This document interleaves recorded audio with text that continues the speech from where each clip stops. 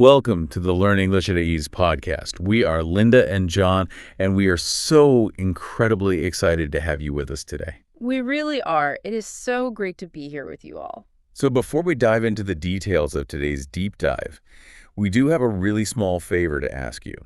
If you want to support us and keep improving your English every single week, please hit that subscribe button right now. It really helps our channel grow. It genuinely does, and we appreciate it so much. Plus, you won't miss out on any of our upcoming conversations. Absolutely.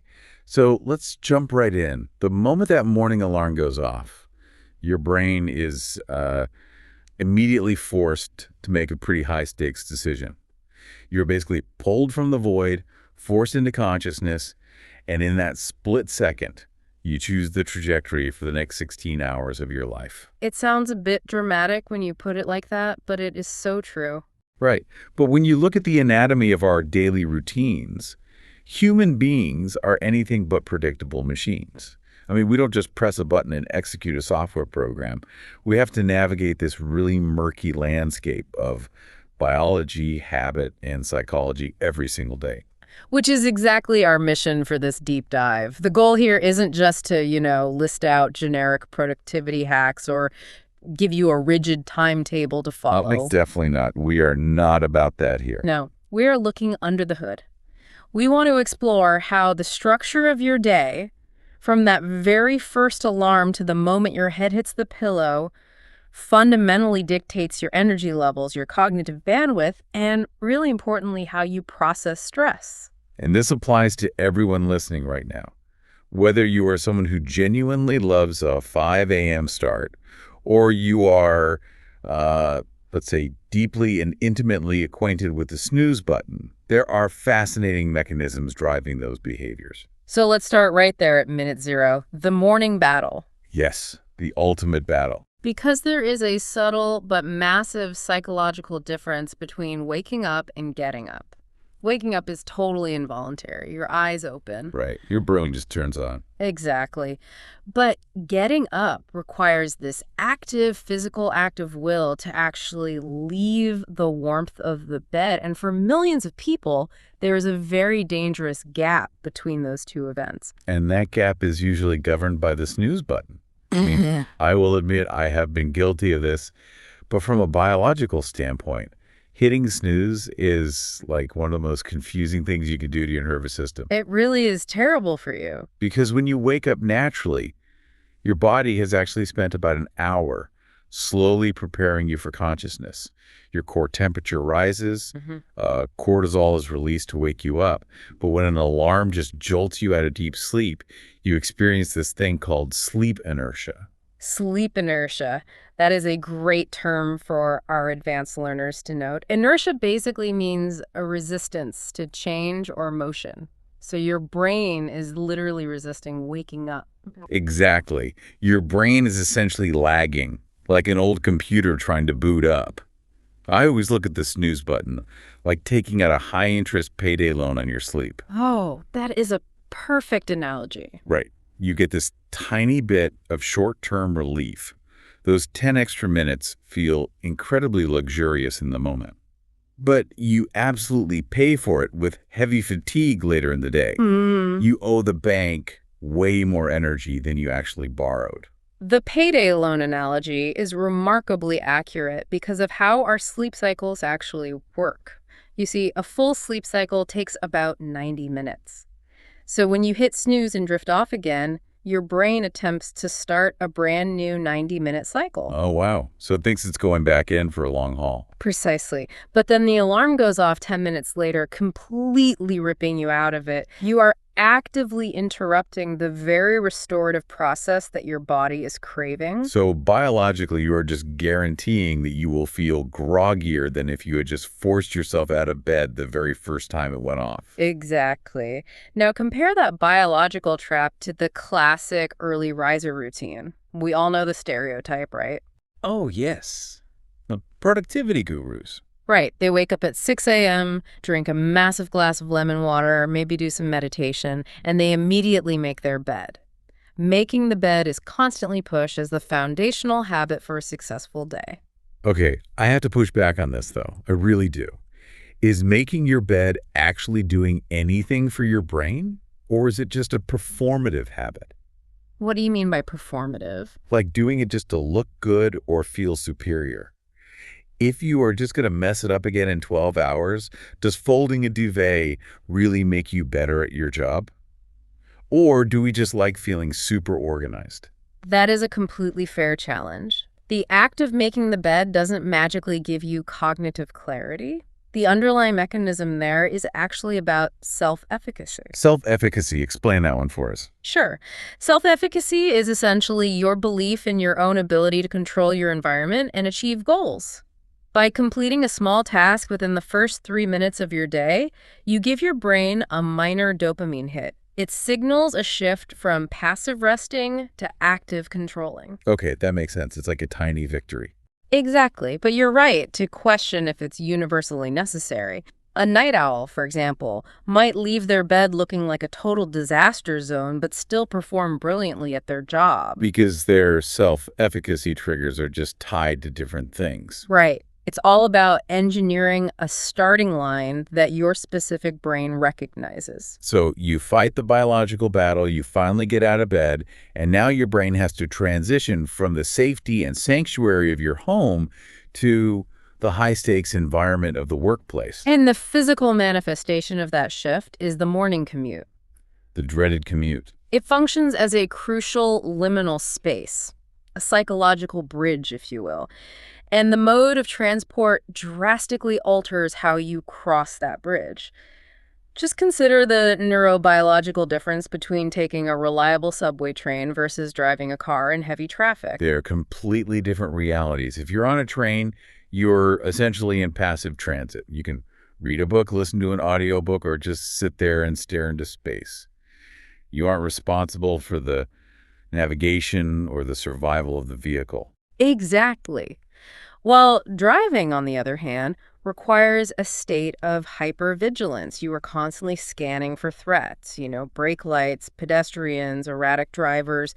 Your sympathetic nervous system is highly active, You are making hundreds of micro decisions before you even sit at your desk. which requires you to actively manage your stress response, often by blasting loud music or putting on a comedy podcast just to downregulate your nervous system while you navigate rush hour. Downregulate, meaning to calm it down or lower the intensity, which bleeds right into the mindset we carry into the office. Just think about the language we use to describe a rushed morning. Oh, the language is so telling. It really is. People don't say they thoughtfully procured a meal. They say, I'm going to grab a coffee, or I had to skip breakfast. Let's actually pause there for our English learners, because grab is such a great, vivid verb in this context. It really is. To grab something means to take it quickly and sometimes aggressively or roughly. Right. You don't grab a relaxing 5-course dinner. You grab a piece of toast as you run out the door.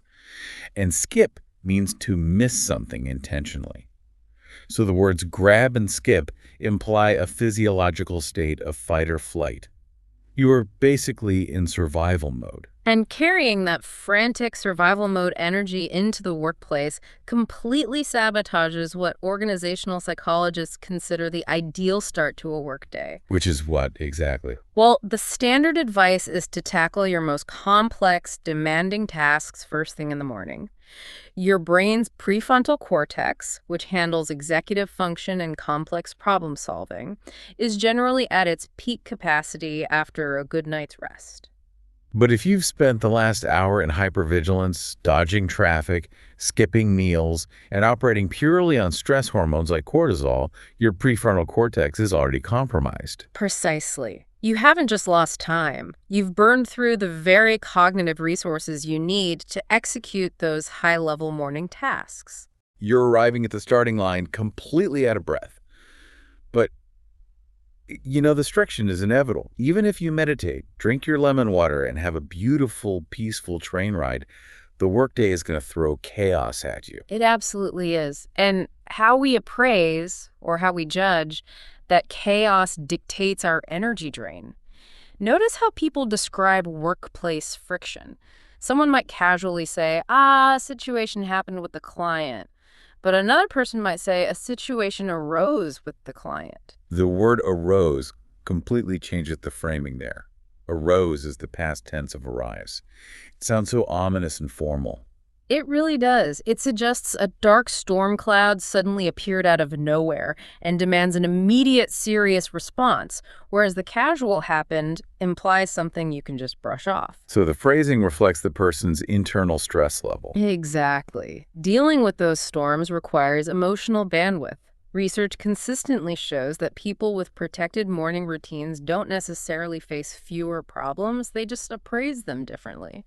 They have the cognitive reserves to view a situation arising as just a puzzle to be solved, rather than a literal threat to their survival. Right. They have a buffer.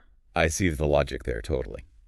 But let's assume you manage your stress perfectly. You Okay. conquer the morning tasks, you handle the arising situations with total grace, and then, bam, you slam into a brick wall. Ah, yes. The universal phenomenon of the afternoon slump. The slump.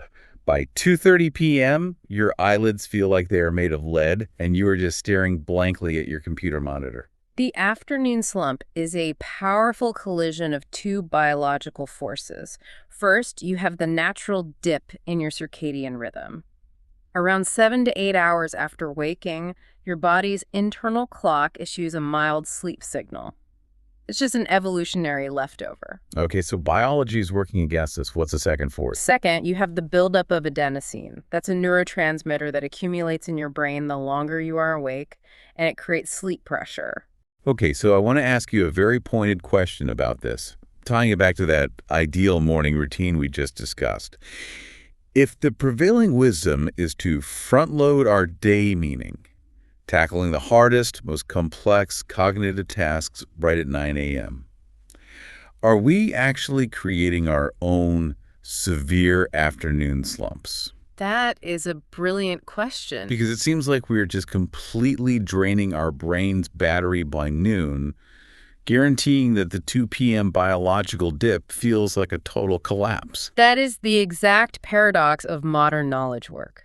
The brain consumes an immense amount of glucose when performing deep, focused work. Every single decision you make, every email you draft, depletes your cognitive fuel. So by front-loading the heavy lifting, you induce severe decision fatigue. Exactly. So when that natural circadian dip arrives in the afternoon, it's hitting a brain that is already running on fumes. Running on fumes, another great idiom for our listeners. It means operating with almost zero energy left, just like a car trying to drive when the gas tank is practically empty. So it's a total double whammy. And how do most people try to fix it? They drag themselves to the break room for a third cup of coffee. Which is often the absolute worst intervention at that time of day. Really? Wow. Because caffeine doesn't actually give you energy. It works by blocking the adenosine receptors in your brain. It just masks the sleep pressure. But if your brain is out of glucose and suffering from decision fatigue, blocking adenosine won't magically replenish your cognitive fuel. It just gives you a jittery heart rate while your brain remains completely exhausted. Exactly. This is why stepping away from the screen for a short walk is far more effective. It allows the brain's default mode network to activate, providing actual cognitive recovery rather than just synthetic stimulation. Wow. Okay, so we survive the morning, we battle the commute, we navigate the slump, and eventually, thankfully, the workday ends. But winding down and re-entering your personal sphere requires just as much transition as the morning did. The off-ramp is so critical. Look at the immediate behavior of coming home. For a huge portion of the population, the very first action upon walking through the door is removing work clothes and putting on what they call home clothes. Sweatpants, old comfortable t-shirts. It's a universal ritual, and it's not merely about physical comfort, is it? Not at all. It relies on a psychological concept called enclothed cognition. Enclosed cognition. That's Oh. fascinating. Basically, the clothes you wear carry symbolic meaning, which actually influences your psychological state. So by taking off the blazer or the uniform, you are providing a really powerful, tangible signal to your brain that the professional performance is over. You're actively shedding that professional identity. That shedding is the very first step of unwinding. The physical tension from sitting hunched over a keyboard all day just has to be released. Some people find the tactile process of chopping vegetables and cooking to be very meditative. Others do yoga or go for a run. But let's be totally honest, the vast majority of us hit the couch and turn on a screen. Guilty is charged. And that introduces the tension between preparing for the next day and seeking immediate relief. The ultimate life hack for a smooth morning is evening preparation, right? Laying out clothes, packing a bag. Because it shifts decision fatigue away from your groggy morning self. Exactly. But when you are exhausted at 8 p.m., making decisions for tomorrow feels like climbing a mountain. You just want to check out. Which brings us to the bedtime routine and the absolute nemesis of modern sleep. The smartphone. We get into bed and we scroll. The sleep research is just unequivocal here. The blue light emitted by screens mimics daylight. It hits the photoreceptors in your eyes and signals the pineal gland to suppress the release of melatonin. And melatonin is the hormone responsible for making us feel sleepy. Right, so you are chemically tricking your brain into believing the sun is still up. Okay, I have to play devil's advocate here. We all know the science, right? We know blue light is bad. The standard advice is to read a paper book instead. But isn't mindlessly scrolling or watching a comedy show sometimes the only way a completely fried, overwhelmed brain knows how to downregulate? I hear that all the time. Because after a day of high-stakes decision-making, reading a novel feels like active mental labor. Sometimes I just need to turn my brain completely off. It is a totally valid feeling, and it makes complete sense. But we have to draw a hard line between numbing the brain and actually resting the brain. Oh, that's interesting. What is the mechanical difference between numbing and resting? When you are scrolling through a feed of short, algorithm-driven videos, you feel numb because your conscious mind isn't ruminating on your workplace stress. You've distracted yourself. Right. But neurologically, your brain is sprinting. It is processing rapid visual changes, novel information, and unpredictable rewards. It is essentially a dopamine slot machine. Your nervous system is highly stimulated. So my body is lying totally still in bed, but my brain is essentially running a marathon. Exactly. Whereas reading a physical book, even if it feels like a slight effort to start, demands a slow, singular, linear focus. It doesn't bombard you with rapid visual stimuli. I see. That singular focus allows the autonomic nervous system to shift from sympathetic, which is fight or flight, to parasympathetic, which is rest and digest. It actively moves you out of that frantic grab and skip energy. So scrolling in bed is really just the nighttime version of the snooze button. It's another high-interest loan. You borrow a feeling of peace and distraction in the moment, but you pay for it with suppressed melatonin and highly fragmented sleep quality. Which then guarantees that you will wake up with severe sleep inertia, hit the snooze button, and start the entire messy cycle all over again. The anatomy of our day really is a closed loop, isn't it? The choices we make at 11 p.m. literally dictate the battle we fight at 6 a.m., which then dictates how we handle the afternoon slump at 2 p.m. It's all connected. Our routines aren't just lists of chores we have to get through. They are the literal architecture of how we experience our lives moment to moment. That is so profound. And looking at that architecture brings up a final, slightly provocative question that I think we should leave everyone with today. I'm ready for it. Lay it on us. We spend so much energy, consuming content about how to optimize our routines. We want to hack our mornings, defeat the afternoon slump, optimize our sleep all so we can just be more productive. Right. We treat ourselves like machines that just need better oil so we can output more work. Exactly.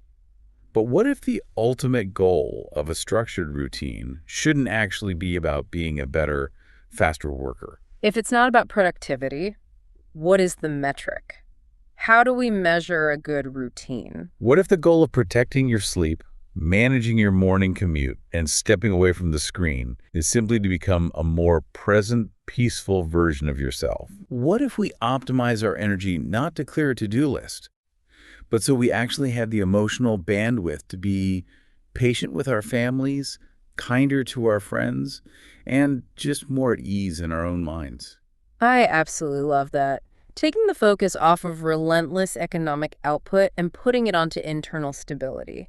We shouldn't be engineering our days to produce more work. We should be engineering them to produce a better quality of life.